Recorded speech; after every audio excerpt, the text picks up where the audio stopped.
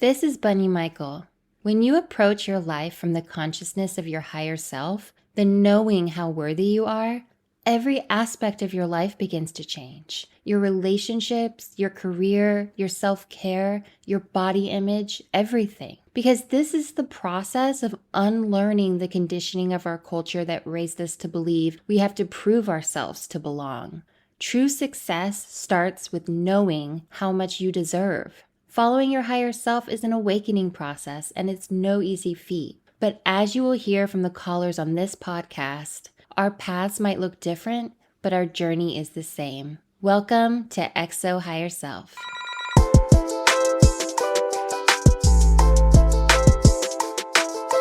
Hello everyone, welcome to episode 51. It's Bunny here. I hope you had a magical, sweet, nurturing week. I am recording this episode before the weekend because I am leaving town. So when you hear this, I will have already returned from, guess where? Disneyland. Yep, tomorrow I'm headed on a plane for 2 full days of Disney.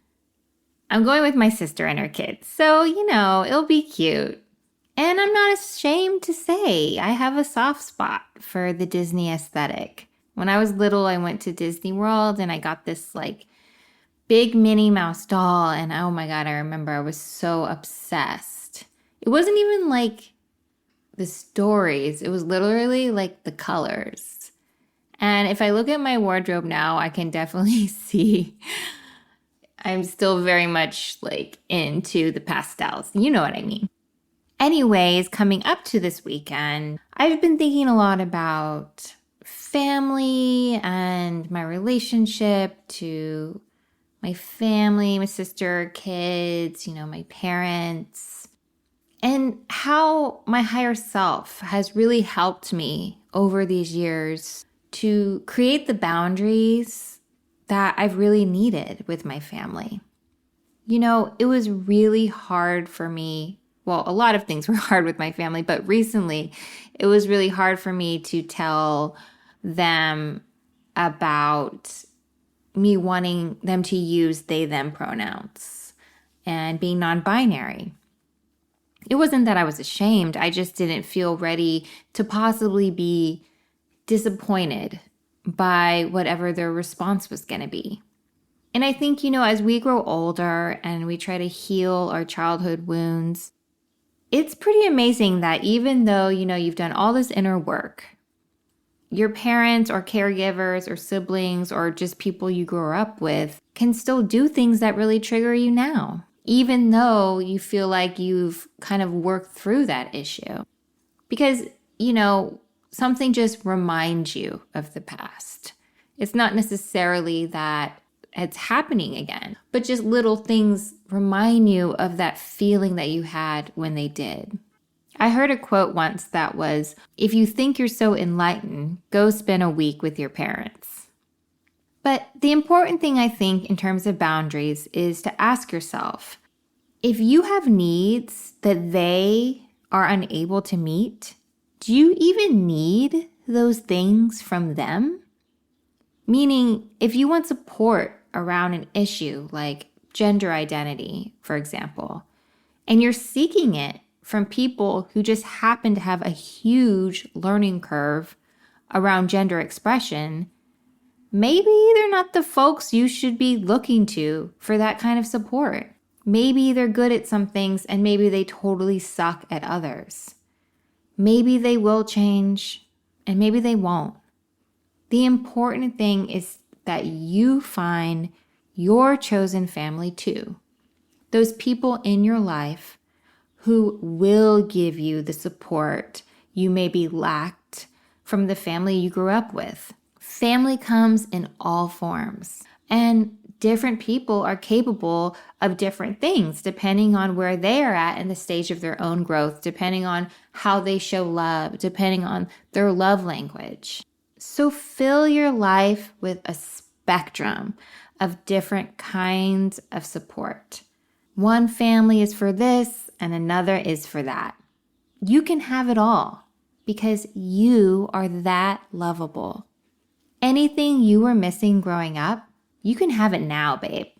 That's your power. So let it all in. Seek it out. Give it to others too. This world is truly abundant once you realize you deserve it all. Okay, sweethearts, it's time for the questions. The following question is from an email. Hi, Bunny. I'm an international college student in England, and I have not been to my home country, Nigeria, in 2 years. I recently decided to, for two main reasons. Because I was homesick, and unfortunately because of a summer fling I had 2 years ago. We had been talking throughout the lockdown for like 6 months. We'd been texting, FaceTiming, and having phone sex, always sharing how much we missed each other.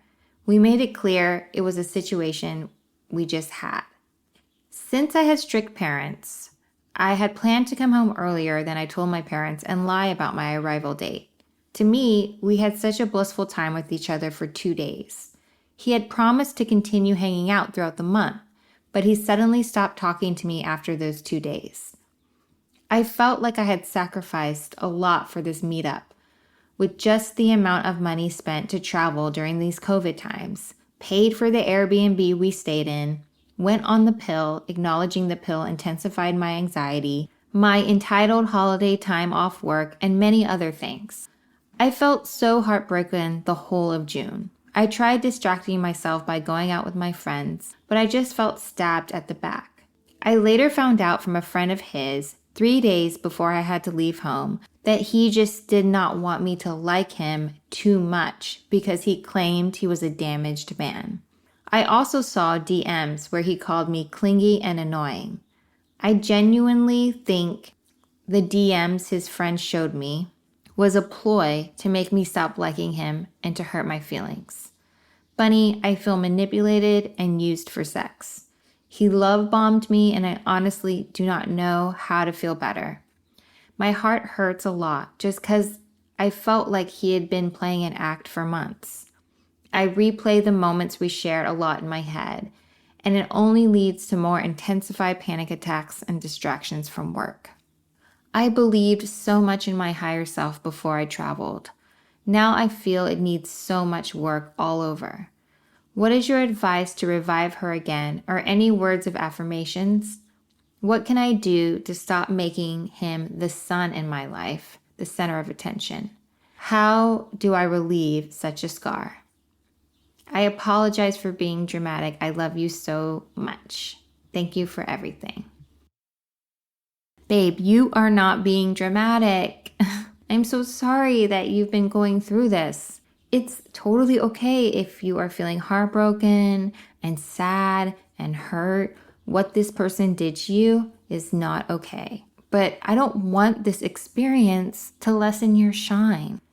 You had every reason to trust this person because you are an honest person yourself.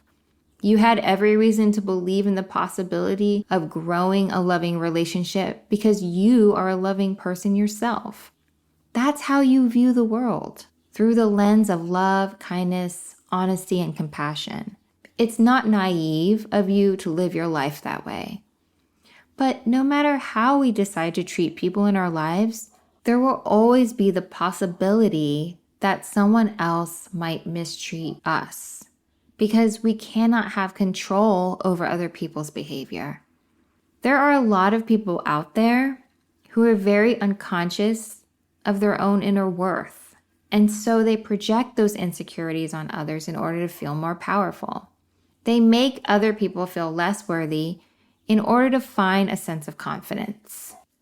This happens a lot in a patriarchal society, particularly because people who are socialized as men are taught that in order to have power, you must have dominance over women, specifically around sex, and the more conquests you're able to achieve, the more man you are. And so they pursue women from this perspective, doing and saying whatever they feel is necessary to get what they want. Meanwhile, people who are socialized as women in a patriarchal society often blame themselves for men mistreating them and internalize it as something being wrong with them. What is important for you to remember is that you didn't do anything wrong, and the hurt you feel will not last forever. Don't put this pressure on yourself to just get over it quickly. Just because he obviously has repressed those emotions doesn't mean you have to repress yours. You are in touch with your heart. You know, it really stuck out to me when you said his friend said he ghosted you because he didn't want you to like him too much, because he is a damaged man. Because what that's really saying is that he is afraid to be vulnerable. He'd rather keep his interactions with women on the surface, more conquests of his ego. The moment it starts to get real, or he is with someone who actually has needs and expects accountability on their part, then they are the ones that are clingy.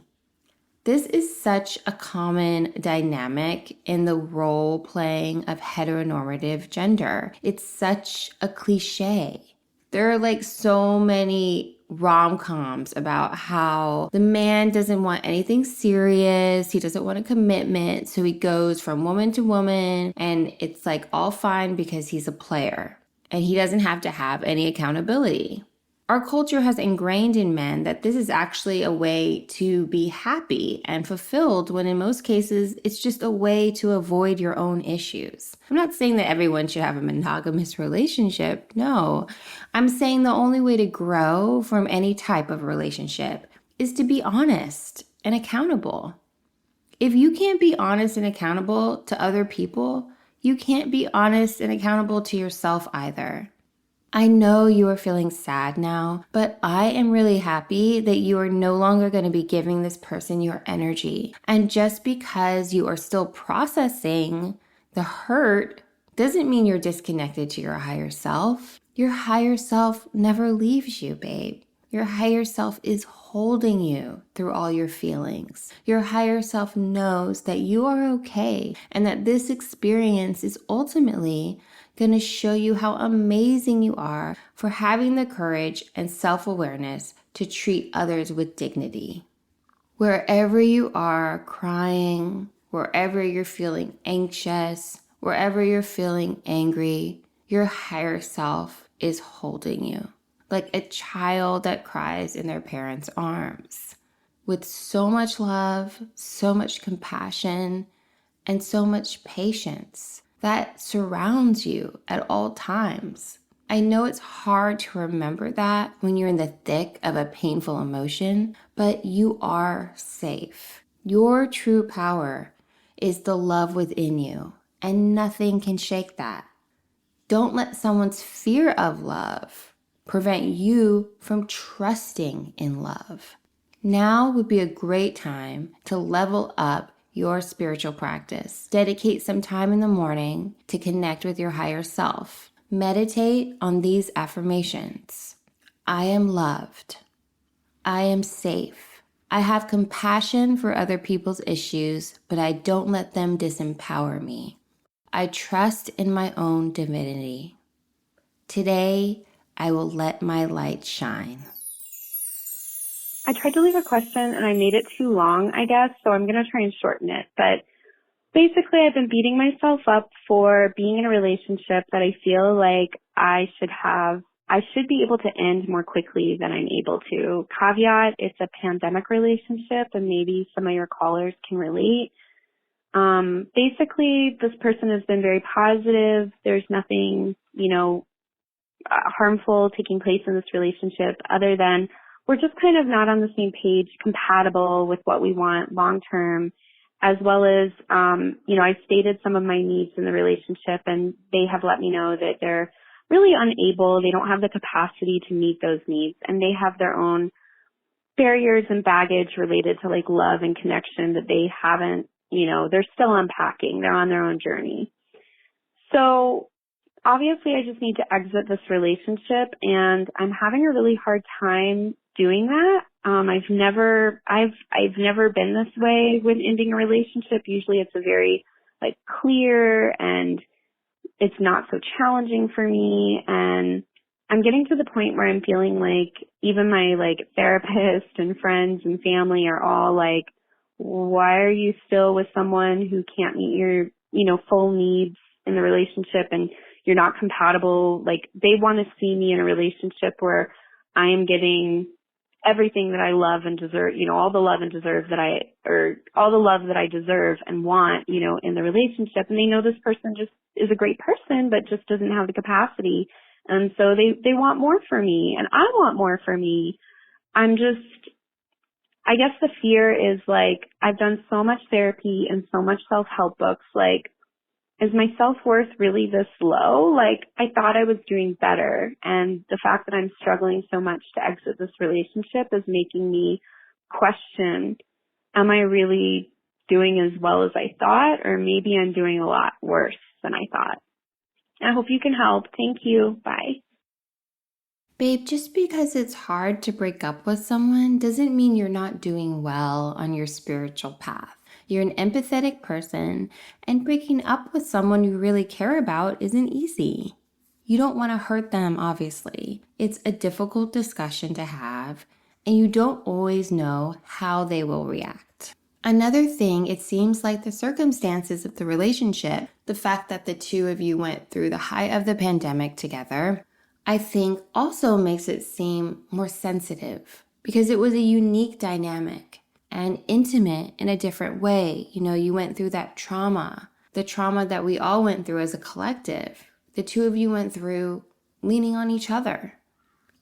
Breaking up with someone can also be an act of love, because just like that person can't meet your needs, you can't meet theirs either. Like, they have a need that they have a partner who doesn't require something they're not capable of giving. And you're not that person, right? So a breakup would be best for both of you. If you look at it as an act of love and just wanting the best for both of you, that could put you in the perspective of your higher self, which empowers you to not let the fear take over. Look, just because we're on a spiritual path and have awakened and often know better doesn't mean life still isn't challenging. Having a hard time with something doesn't mean you've taken a step backwards. It's just another lesson on the curriculum of your growth. The path of your higher self is a practice, like yoga. You don't learn a yoga pose one class, right? And then it's easy every future class that you go to. No, some days it's hard and some days it's a breeze.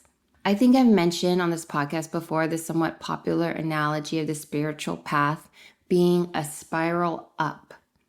It's not like a straight line of your growth that reaches, to new levels of awareness. No, it's a spiral up, like a spiral staircase going up, where you end up dealing with and returning to the same issue you had before, only from a higher state of consciousness. The most important thing is to not judge yourself for things being hard. Life is hard.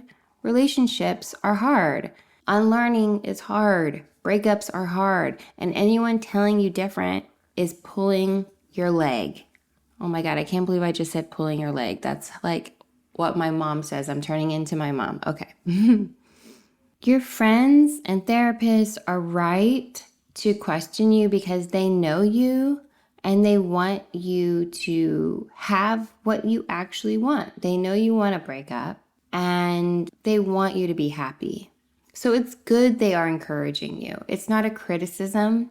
If I were you, I would stop making it an issue of I'm worthy for something better and make it we're worthy of something better for us as individuals.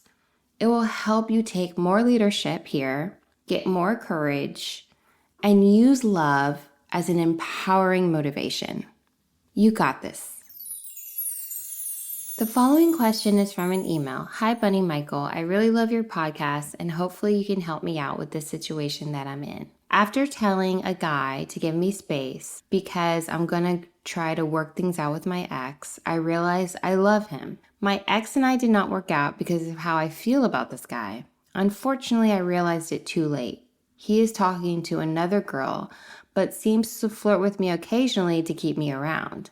We recently met up for lunch and I expressed my desire for a real relationship, and he said he's not in the headspace to be in a relationship right now, but wants to keep me in his life. I want his mental health to get better, but still know he's talking to the other girl more than me, and he ignores me.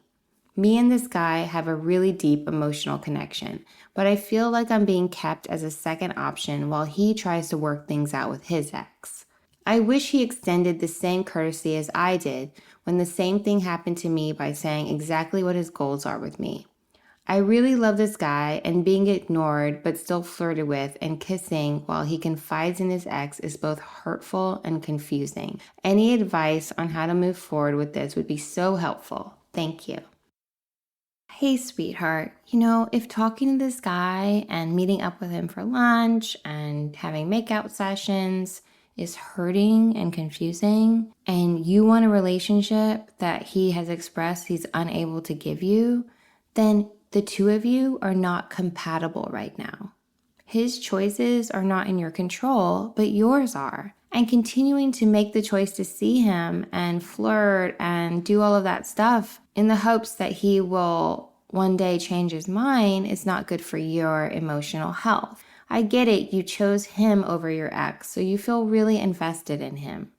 I'm sure a part of you feels entitled to it because you sacrificed for him. But babe, you also told him to give you space when you changed your mind and wanted to work it out with your ex. And now because you changed your mind again, you think he should do the same. Sometimes we think that if we have feelings for someone, it means we're meant to be together. And if we're not, it's like something went wrong somewhere. But the universe is guiding you to what you need, not what you want. And you have to trust your own path and have faith in it. I think it's really great that you met up with him and you were honest about exactly what you want, and you really want a clear answer for him. But he's obviously in a state where he can't give you that clear answer. And, that's kind of understandable. I mean, think about it. We've all been in times in our life where we actually don't know what we want. And we're like, not sure if we want a commitment. We're not sure if we want to see this person. Not sure if we want to not see this person anymore. I mean, it happens. I don't think that he's intentionally trying to hurt you. I just think he doesn't know the way that you do. And it seems like this situation, the back and forth with you and the other people involved, your ex, his ex, it's already been a pretty dramatic situation. And it might be wise to take a step back. Give yourself some space from it all so you can get a little perspective. If you took a break from talking to him and focused on yourself for a bit, I have a feeling that you might realize that some of the desire to be with him is because at one point you made this decision, this is what I want, and it has become more about getting what you want than actually the reality of what the relationship would really be like. There's every indication that it might not be what you have fantasized it to be. Number one, because he obviously is not over his ex. And number two, because he probably doesn't really believe you that you're over your ex either. Both of you have already felt rejected by each other. There's already some baggage here. So I would take some time to be with yourself and actually reassess, hey, what does my higher self want for me here? What would be the healthiest emotional choice for me right now? Calling him, sending a text, or taking some time to really understand what would be best for me? Ask yourself, how can I better take care of my emotional and spiritual health? How can I give myself more support and make choices that are actually good for my heart? We can't live our lives depending on other people to give us that sense of care and fulfillment. And the moment somebody says they actually can't give it to you, we need to believe them at their word. I'm not saying in the future it won't work out, but for now, trust that the universe is guiding you in a different direction. And that's okay, because now you're open to something, anything, an amazing time with yourself, possibly meeting somebody else, having fun, getting intimate. Do the things that bring you happiness to help you move on. Your future is really, really bright. So don't get hung up on this. There's so much abundance in this world, and you deserve it all. The following question is from an email. Hi, Bunny. I'm a new listener of yours. About 7 to 8 months ago, I got cheated on. I know there are stories of people who walk in on their significant others cheating, but unfortunately, I woke up to my partner having intimacy with her friend next to me. To say the least, I am very traumatized from the entire relationship. It was my first relationship and possibly my last. I will never allow someone to sway my heart or feelings ever again. I will not survive another heartbreak. I realize that I have never healed myself from the situation and I don't know how to heal. I have just been keeping myself busy and distracted, but I often slip into my dark place and I can't allow that to happen to me. I need help because I don't know what to do. Oh, hun, I am so sorry that you had to go through that. Being cheated on freaking sucks, especially by a first love. My first ever long-term girlfriend cheated on me too, like with multiple people over a span of a year. So I can't even calculate how many lies she had to tell me over that period. And going through that can really challenge your sense of reality and trust. And I totally get that right now you feel stuck in this hurt and can't see a way out and can't see a possibility of a future relationship. I've been there. And on top of that, the circumstances of which you caught your ex cheating are just horrendous. And that is a trauma. So I get you've just been wanting to distract yourself as a way to cope. But distracting yourself and avoiding your feelings can only work for so long until it wells up inside you and you have to face them. So let's break these feelings down. What is really hard to deal with is the idea that this happened to you because you are somehow not worthy of being treated better. That there's some flaw of yours. If only you didn't have those flaws, then your ex wouldn't have done what she did. Well, hon, let me tell you, what she did has nothing to do with you and everything to do with her. People cheat when their feelings of lack have gotten so large that they are desperate for an ego boost. Their ego is taking pleasure from the idea that they are so desirable and wanted and attractive that they deserve to do whatever they want to feed it. In their minds, this feels pleasurable because it's giving them a warped confidence. Real confidence is actually having the ability to be honest about what your needs are if you do want to be with other people, or to be honest if you no longer want to be in the monogamous relationship that you're in. We live in a world where we have been conditioned by our learned hierarchical beliefs, our LHBs, and the ego is the part of you that is constantly trying to climb that supposed hierarchy of worth. Unfortunately, when you're in that mind frame and you can't really see out of it, your entire sense of self is wrapped up in the desire to be better than other people, a step above them on the ladder. And that's why people mistreat other people, to enforce a sense of dominance, to make them feel more powerful and more in control.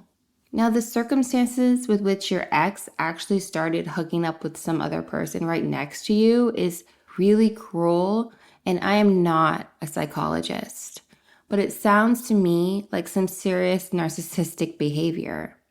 Whatever the reason, it was because there was a moment of severe lack of empathy and decency, and you deserve so much better. I am personally really glad that you are no longer with this person. I can't imagine that this is the first time that they mistreated you given the circumstances.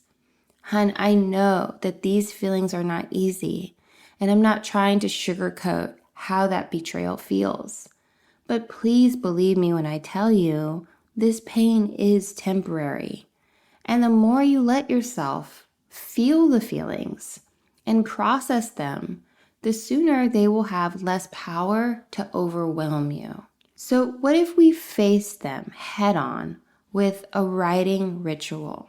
If you feel like you can, it would be great to write your ex a letter telling her everything that you feel, every hurt, every confusion, every frustration, being completely honest and not holding back. Then, on a night that you have all to yourself, I want you to burn that letter. Light a match, throw it in the fireplace, burn it outside, or whatever you need to do.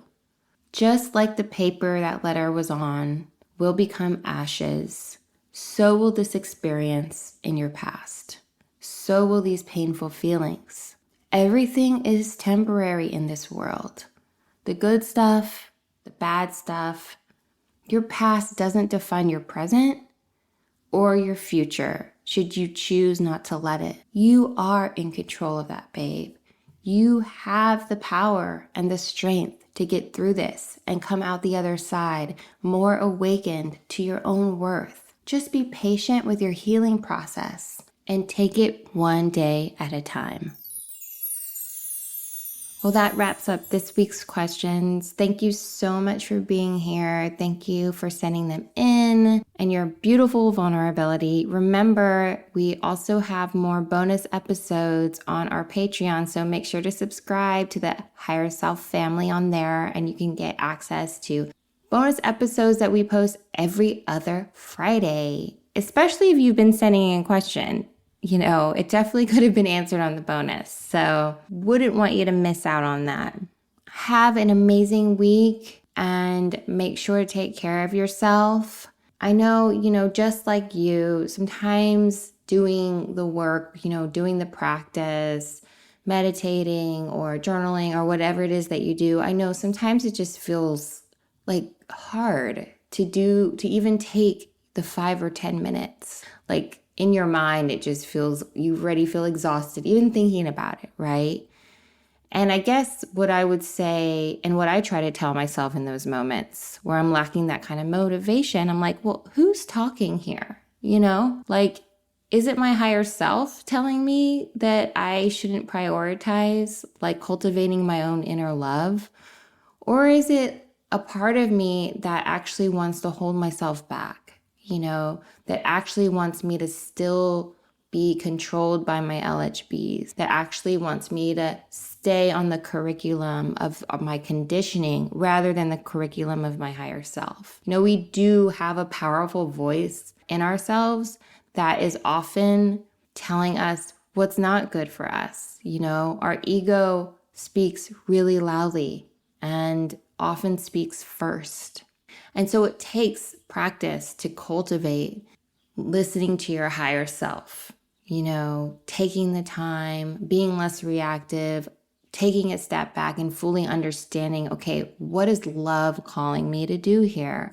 And love is calling you to do the things in your life that are going to prioritize your own joy, inner peace, and happiness. Because that's what you deserve, But you live in this world. And so we are constantly in an environment where we are bombarded with our conditioning and judgments and fears and stories and news and all of that stuff. So that's why it's so important for every day us to recenter ourselves in our higher self and take that energy and that light with us for the rest of the day wherever we go. Spread it, give it to ourselves, put it in our work, put it in our passions, give it to our family, give it to our friends. We are cultivating a new world, starting with ourselves and with this community, and there's so many people over the world who are doing this same work as well. We are so powerful. It might not be the headline in the news that humanity is waking up to the consciousness of love. That might not be the clickbait that's happening online, but trust me, it is happening. It absolutely is. So don't lose the faith, okay? Don't get cynical. Somebody said to me once that cynicism is the perfect excuse not to do anything. And it's true. I understand moments of cynicism, but that's just giving in. And we deserve so much more. All right? Okay, enough of my little lecture. Thank you so much for being here. I love y'all so much, and so does your higher self. Don't forget. See you next time. Bye. XO Higher Self is recorded in Brooklyn, New York, hosted by me, Bunny Michael, produced by Kara Gilvey, with original music and sound mixing by Michael Bihari.